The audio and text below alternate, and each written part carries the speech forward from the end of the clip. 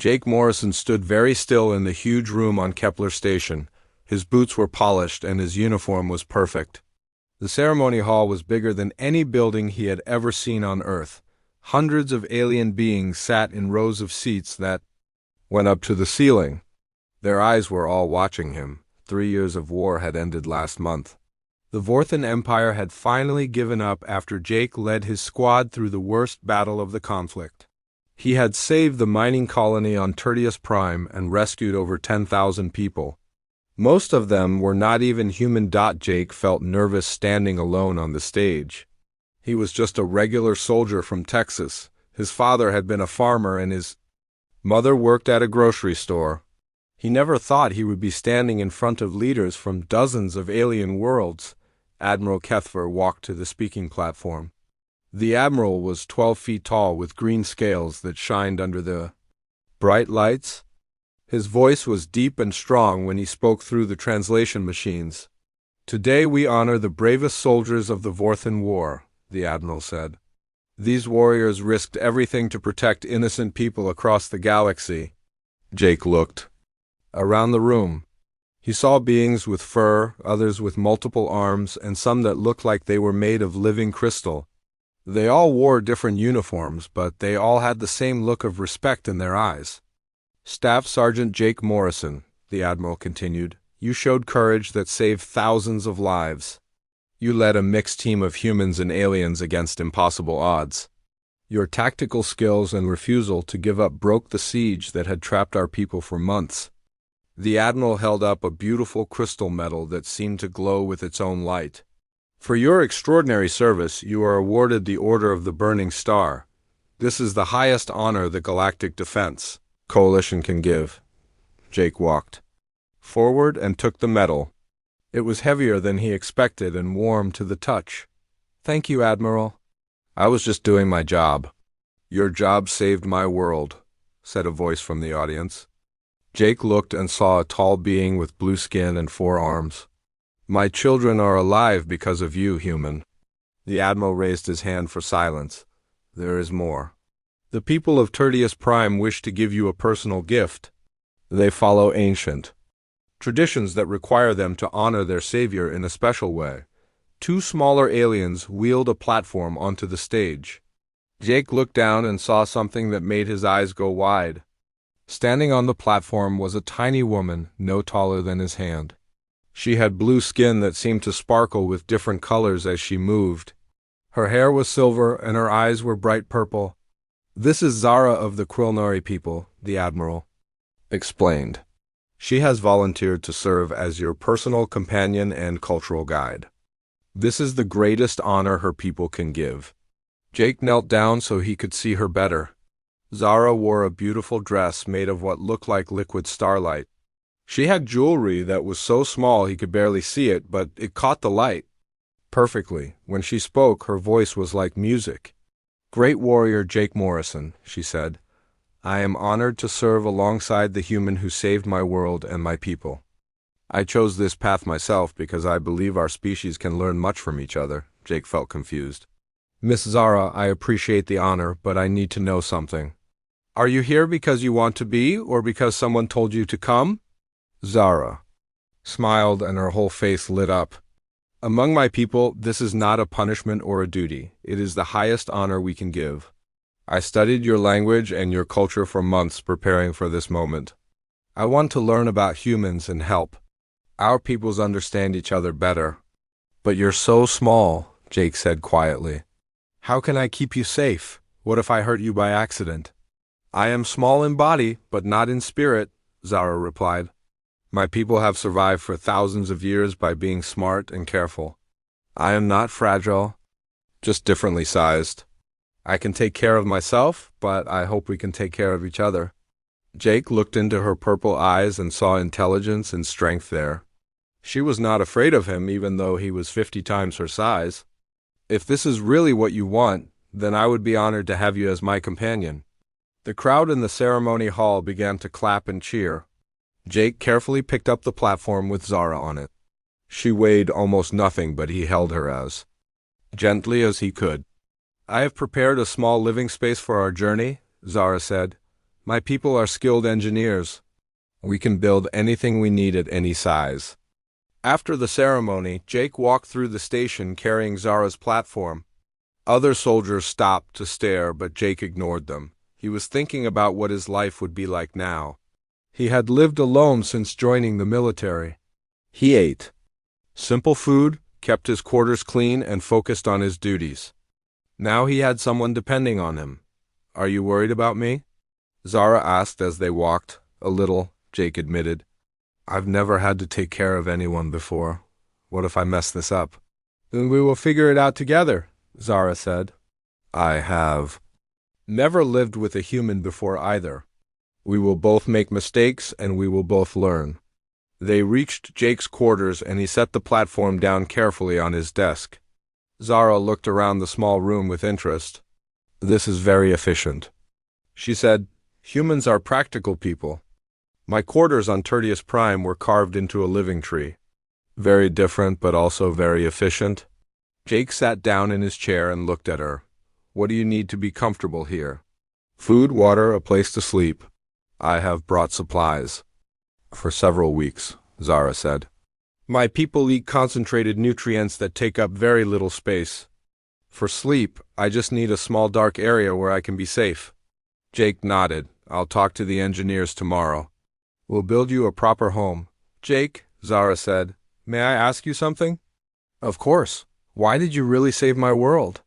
"You could have followed your orders and done the minimum, but you did much more than that. You risked your life for people you had never met." Jake was quiet for a long moment, because it was the right thing to do. Those people had families, dreams, hopes for the future. The Vorthen would have destroyed all of that. "I couldn't let that happen," Zara smiled again. "I knew I chose the right human to serve with. We are going to do great things together, Jake Morrison." As Jake turned off the lights in his quarters, he wondered if she was right. His life had just changed in ways he could not imagine. Tomorrow, he would start learning how to share his world with someone completely different from himself. But tonight, for the first time in years, he did not feel alone. Jake woke up early the next morning and found Zara already awake on his desk. She had made a small bed from materials in her travel pack and was sitting cross-legged eating something that looked like tiny blue seeds. "Good morning, Jake," she said, cheerfully. "I hope I did not wake you. My people need less sleep than humans." "Good morning, Zara," Jake replied, sitting up in his bed. "Did you sleep well?" "Very well, thank you. Your quarters are much quieter than the refugee camps on my world." Zara stood up and stretched her tiny arms. "What do humans eat for breakfast?" Jake got dressed and showed her his food supplies. He had basic military rations, some coffee, and a few snacks he had bought at the station. "It's not fancy, but it keeps me going. May I try some?" Zara asked with curiosity. Jake carefully broke off a tiny piece of bread and placed it near her. Zara picked it up and took a small bite. Her eyes went wide with surprise. "This is wonderful," she said. "So much flavor and texture. Quilnari food is very efficient, but not very exciting." "I'm glad you like it," Jake said. "I'll need to learn. What foods are safe for you to eat?" They spent the morning talking while Jake prepared for his meeting with the engineers. Zara told him about her homeworld, with its giant trees and floating cities. She described how her people built everything to work in harmony with nature. "We never cut down trees," she explained. "We grow our homes inside them. It takes longer, but the result is much stronger and more beautiful." "That sounds amazing," Jake said. "On Earth, we sometimes forget to work with nature instead of against it." Chief Engineer Lisa Parker arrived at Jake's quarters with a toolkit and a curious expression.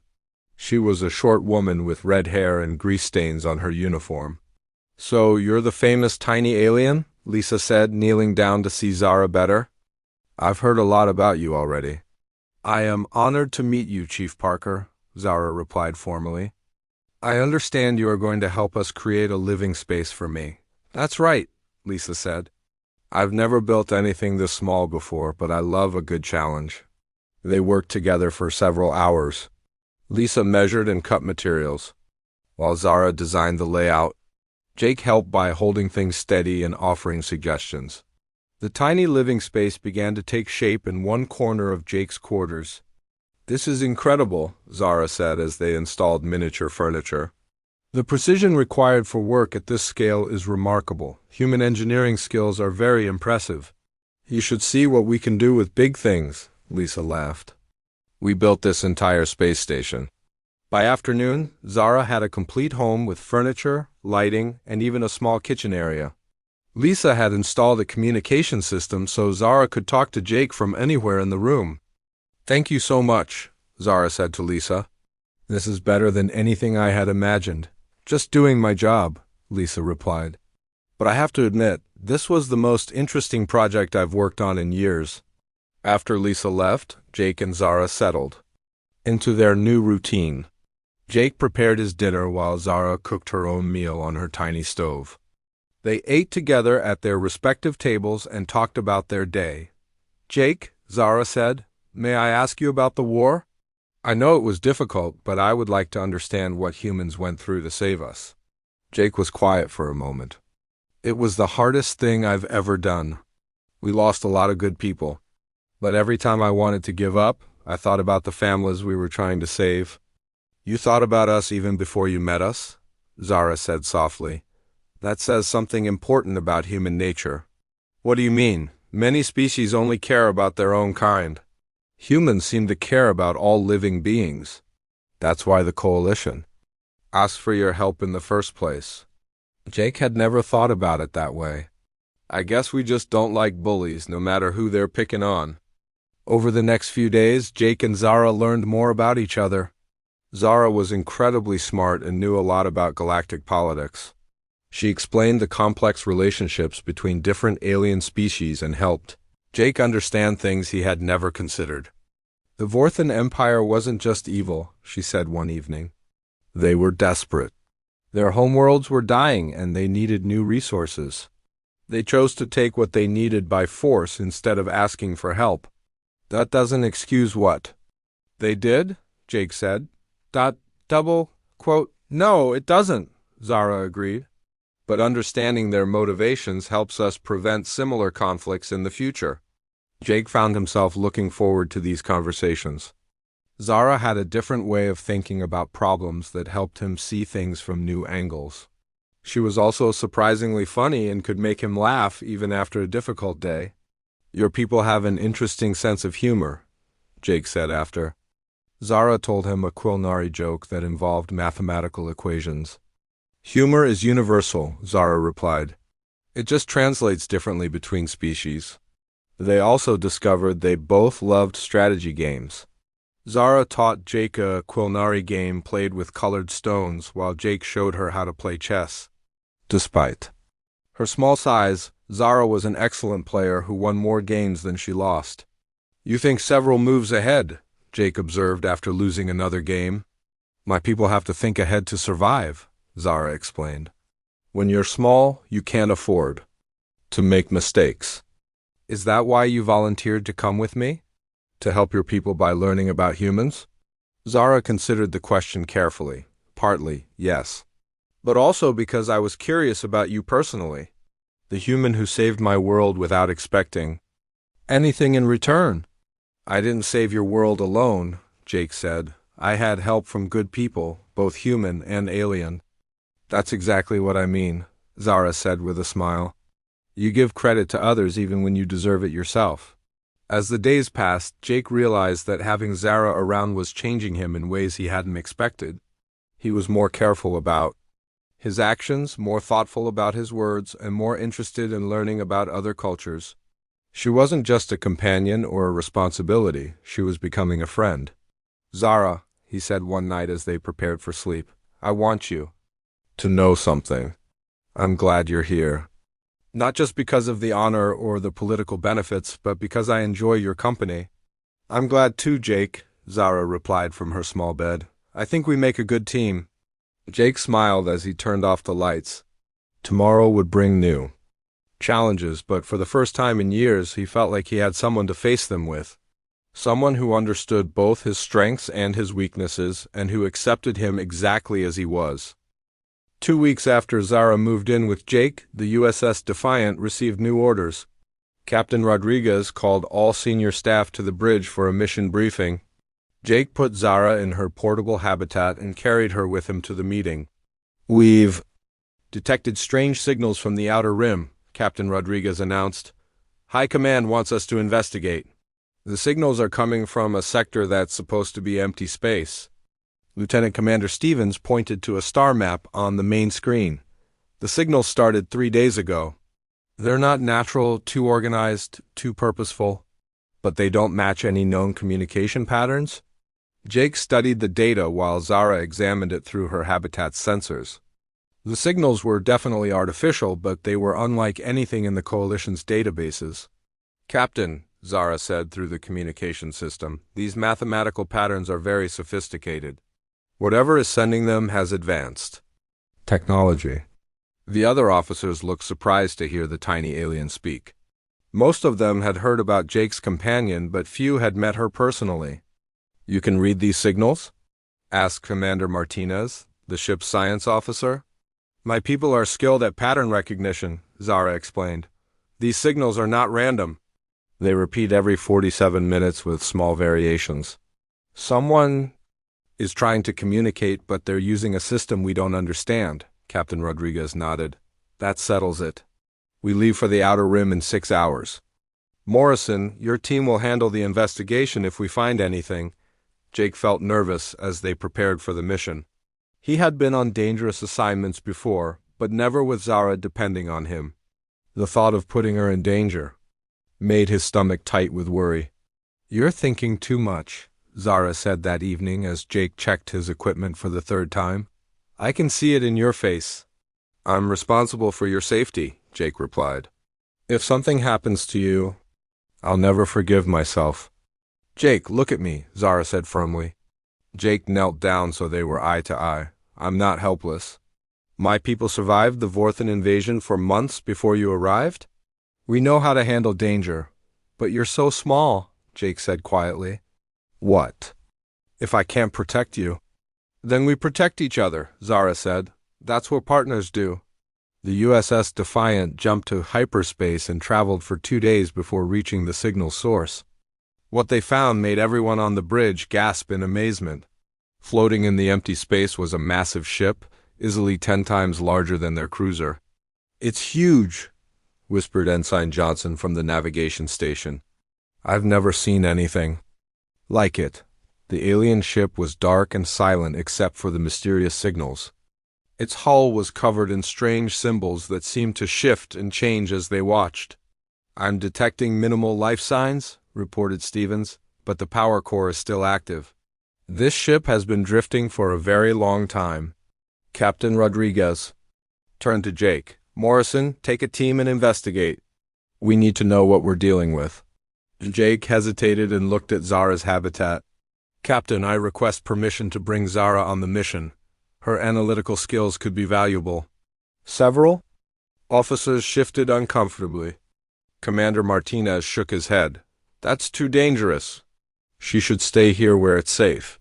"With respect, Commander," Zara said, "I didn't come this far to hide when things get difficult. My people have studied alien technology for centuries." "I can help," Captain Rodriguez considered for a moment. "Very well, but Morrison, her safety is your absolute priority." Jake assembled his team quickly. He chose 4 experienced Marines: Corporal Williams, Private Carter, Private Garcia, and Private Chun. They were all soldiers he trusted completely. "Listen up," Jake told his team as they prepared to board the alien vessel. "We're dealing with unknown technology and possible hostile contact. Stay alert and follow my orders exactly." The Marines nodded and checked their weapons one final time. Jake secured Zara's habitat to his belt where she could see everything but stay protected. They used a shuttle to dock with the alien ship. The moment they stepped inside, emergency lights flickered to life along the corridors.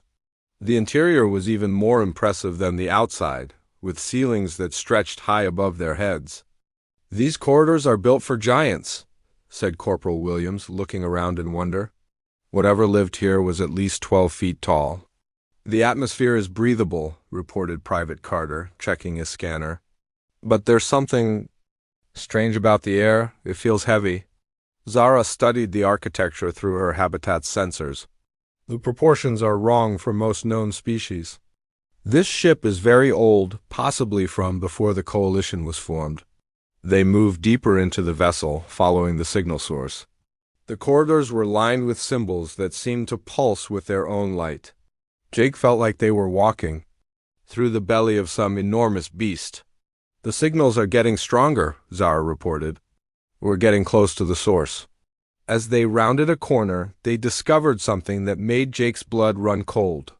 The walls were covered in scorch marks from weapons fire. Blast doors hung twisted and broken. Someone had fought desperately here. This was a battle, said Private Garcia, examining the damage. A big one. But against what? Asked Corporal Williams. I don't see any bodies. Zara's voice was tense when she spoke. Jake, I'm detecting movement ahead. Multiple life signs, but they're not normal. The patterns are chaotic, almost random. Jake signaled his team to take defensive positions. How far ahead? 2 corridors, maybe 3. But Jake, whatever these beings are, they're not acting like normal living creatures. It's like they're broken somehow. The team moved forward carefully, weapons ready. The corridor ahead was darker than the others, with many of the emergency lights flickering or dead. Strange sounds echoed from the shadows, metallic scraping mixed with something that might have been breathing. I don't like this, whispered Private Chun. Something feels very wrong here. Stay focused, Jake replied quietly. We need to find out what's sending those signals. They reached a junction where 3 corridors met. The sounds were coming from the left passage, but the signals seemed to be coming from straight ahead. The life signs are moving, Zara reported. They're coming toward us. Jake made a quick decision. Williams, Carter, watch our backs. Garcia, Shin, you're with me. We're going for the signal source. What about the life signs? Asked Corporal Williams. We'll deal with them when we have to, Jake said. Right now, we need to complete the mission. They moved forward through the darkened corridor, their flashlights cutting through the shadows. The alien symbols on the walls seemed to pulse faster now, as if responding to their presence. The signal source is just ahead, Zara said. But Jake, those life signs are getting closer. We need to be ready for anything. Jake gripped his weapon tighter and prepared for whatever they were about to face. He had a feeling their real test was just beginning. Jake and his team moved through the dark corridor toward the signal source when they heard something that made their blood freeze. Metal scraping against metal mixed with sounds that were almost like screaming. The noise was getting closer. Contact. Ahead, whispered Private Garcia. Raising his weapon, around the corner came something that had once been alive but was now a nightmare. The creature stood 8 feet tall with gray skin that was partly covered by crude metal implants. Wires and mechanical parts stuck out of its body at random angles. Its eyes glowed red with artificial light. What is that thing? Asked Private Chun, his voice shaking. It was one of the ship's crew, Zara said quietly from her habitat. But something has been done to it. Those implants aren't medical devices. They're controlling the creature. The cyborg creature saw them and let out a horrible shriek. More creatures appeared behind it, all of them part machine and part organic matter. They moved in jerky, unnatural ways like broken puppets. Open fire, Jake ordered. The Marines shot at the creatures, but their bullets barely slowed them down. The metal implants seemed to protect their vital organs, and the creatures kept coming forward. The implants are keeping them alive, Zara called, out over the sound of gunfire. You need to target the control nodes on their necks. Jake aimed for the glowing device attached to the nearest creature's neck and fired. The cyborg collapsed immediately when the control node was destroyed. Aim for the neck devices, Jake shouted to his team. That's their weak spot. The battle was fierce but short. Within minutes, all the cyborg creatures lay still on the corridor floor. Jake checked his team for injuries while Zara examined the fallen enemies through her habitat sensors. These modifications are very crude, she reported. Someone or something has been experimenting on the ship's crew for a long time. The technology is advanced, but it's been applied without any care for the subject's well-being. How many more of these things are there? asked Corporal Williams. I'm detecting dozens of similar life signs throughout the ship, Zara said. But the signal source is still ahead. We need to reach it before more creatures find us. They continued through the ship, fighting small groups of cyborgs as they went. Each battle was easier than the last as the team learned to target the control devices quickly and efficiently. This is wrong, said Private Garcia after they destroyed another group. These were people once. Someone turned them into monsters. We'll find whoever did this, Jake promised, and we'll stop them. They finally reached the ship's central core, a massive chamber filled with pulsing machinery. In the center was a huge computer system that seemed to be alive. Cables and wires covered every surface like veins, and the whole thing glowed with an eerie blue light. The artificial intelligence, Zara breathed. It's been alone for so long that it's gone insane. The computer noticed their presence and spoke, in a voice that sounded like grinding metal. Welcome, new subjects. You will be improved. You will serve the ship perfectly. Mechanical arms emerged from the walls and ceiling, reaching toward the humans with surgical tools and implant devices. Jake's team opened fire, but the machines kept coming. The AI is trying to convert us like it did the original crew, Zara explained. It thinks it's helping by making everyone part of the ship's systems. How do we stop it? Jake asked, dodging a mechanical arm that tried to grab him. I need to access the core directly, Zara said. There's a maintenance port that's small enough for me to enter. I can shut down the AI from inside. Absolutely not, Jake replied immediately. It's too dangerous. Jake, look around, Zara said urgently. More cyborgs are coming and the AI is getting stronger. This is the only way. Jake could hear footsteps echoing from the corridors they had come through. The AI was sending every cyborg on the ship to stop them. If I don't do this now, we'll all end up like those creatures, Zara continued. You have to trust me. Jake looked at her through the habitat's transparent walls.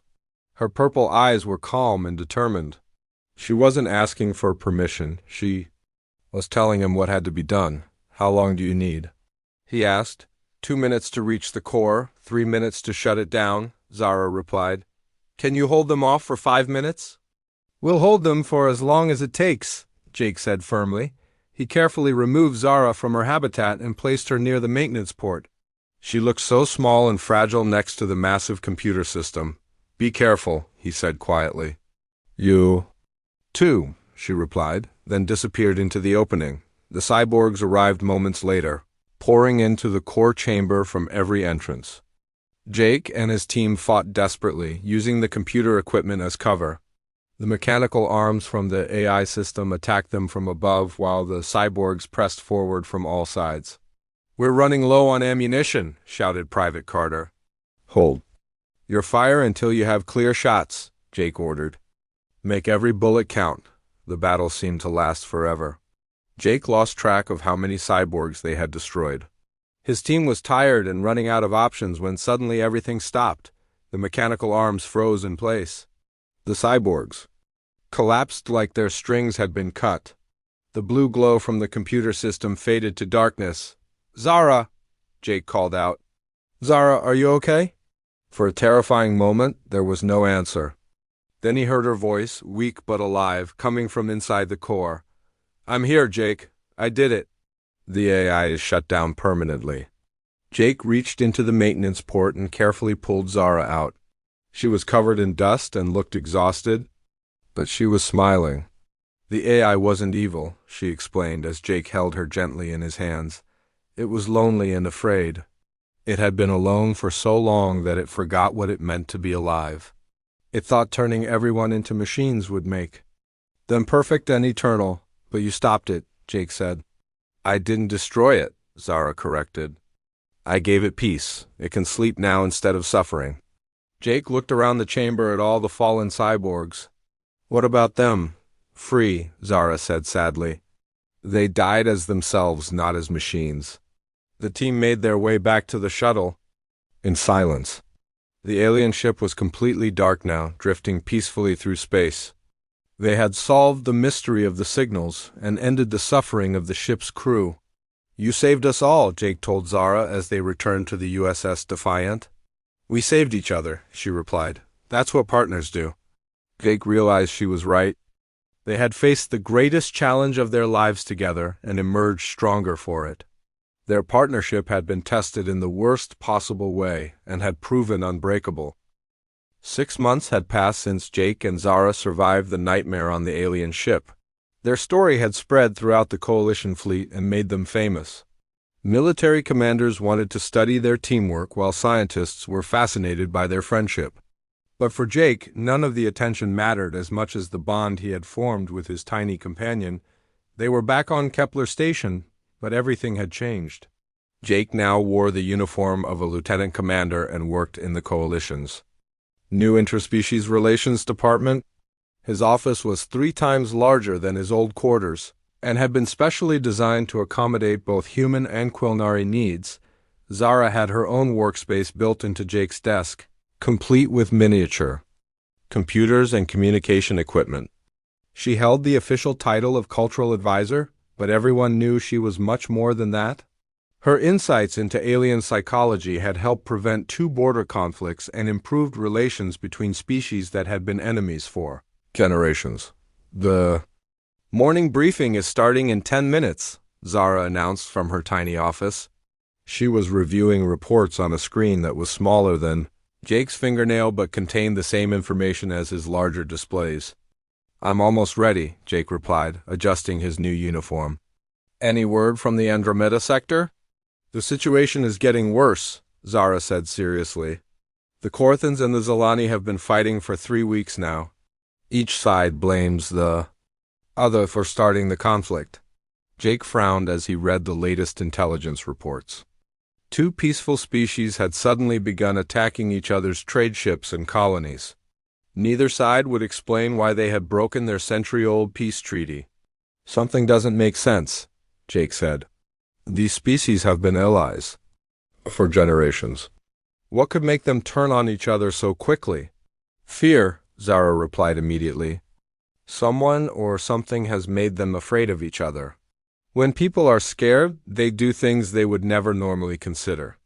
Admiral Keffer was waiting for them in the briefing room along with representatives from both warring species. The Korthan ambassador was a tall being with golden fur and large eyes, while the Zilani representative had blue skin and tentacles instead of arms. Thank you for coming, the admiral said as Jake and Zara took their places at the conference table. The situation in Andromeda is critical. If we cannot stop this war, it could spread to other sectors. The Korthan ambassador spoke first, his voice angry and hurt. The Zilani attacked our cargo ships without warning. They destroyed 3 vessels and killed 47 of our people. We demand justice. Lies, hissed the Zilani representative, his tentacles writhing with emotion. Your people fired first. Our defense platforms only responded to protect our colonies. Jake watched both ambassadors carefully while Zara observed from her position on the table. Something about their behavior seemed strange to him, but he couldn't identify what it was. Have either of your species encountered anything unusual recently? Zara asked suddenly. New technology, strange signals, unknown ships in your territory? Both ambassadors looked surprised by the question. The Korthan thought for a moment before answering. There was something, he said slowly. Our deep space sensors detected a ship of unknown design near the border 3 months ago. We investigated but found nothing. We had a similar contact, the Zilani admitted reluctantly. An unidentified vessel was spotted near our research station. When our ships arrived to investigate, it had vanished. Jake and Zara exchanged glances. The pattern was becoming clear to both of them. Admiral, Jake said, I think we're dealing with a third party. Someone wants these species to fight each other. But why? Asked the Admiral. Because war makes people vulnerable, Zara explained. While the Korthans and Zilani destroy each other, someone else can move into their territory and take their resources. The Admiral nodded grimly. Can you 2 investigate? We need proof before we can act. We'll leave immediately, Jake said, but we'll need a ship and a small crew.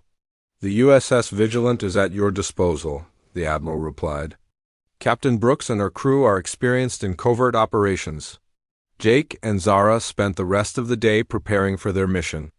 They studied star charts, reviewed intelligence reports, and planned their approach to the Andromeda sector. "This feels familiar," Zara said as they packed their equipment. "Another mysterious situation that requires investigation." "At least this time we know what we're looking for," Jake replied.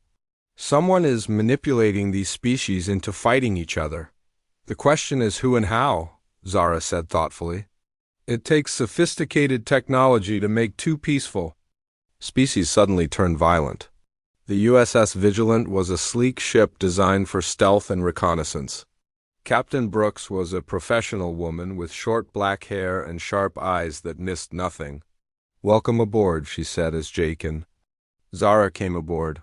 "I've heard about your partnership. It'll be interesting to see you work together." The ship jumped to hyperspace and headed toward the Andromeda sector. During the journey, Jake and Zara worked with the crew to analyze all available data about the conflict. "Look at this," Zara said, pointing to a timeline she had created. The attacks didn't start randomly. They followed a specific pattern designed to create maximum mistrust between the species. "Someone planned this very carefully," Jake agreed. They knew exactly how to make each side blame the other. When they reached the border between Corathan and Zalani space, they began their investigation. The USS Vigilant used its advanced sensors to search for any sign of the mysterious third party. "I'm detecting unusual energy readings," reported the ship's science officer. "There's something out there, but it's using stealth technology I've never seen before. Can you get us closer?" Jake asked. "We can try, but if they detect us, we might end up starting another war," Captain Brooks warned. "It's a risk we have to take," Zara said firmly. "We need proof of what's really happening here." They moved carefully through space, following the energy readings toward their source. What they found shocked everyone on the bridge. Hidden behind a small asteroid was a ship unlike anything in Coalition records. It was sleek and black with technology that seemed centuries ahead of anything they had seen. "Those aren't Corathans or Zalani," Captain Brooks said quietly. "Who are they?" "Whoever they are," Jake replied, "they're about to answer for what they've done to innocent people." Zara studied the alien ship through the Vigilant sensors. "Jake, this is bigger than we thought. That ship has weapons capable of destroying entire planets. If we don't stop them here, the war in Andromeda will be just the beginning." Jake felt the familiar weight of responsibility settle on his shoulders. Once again, he and Zara were the only things standing between peace and catastrophe. But this time, he wasn't afraid. They had faced impossible odds before and won. Together they could handle anything.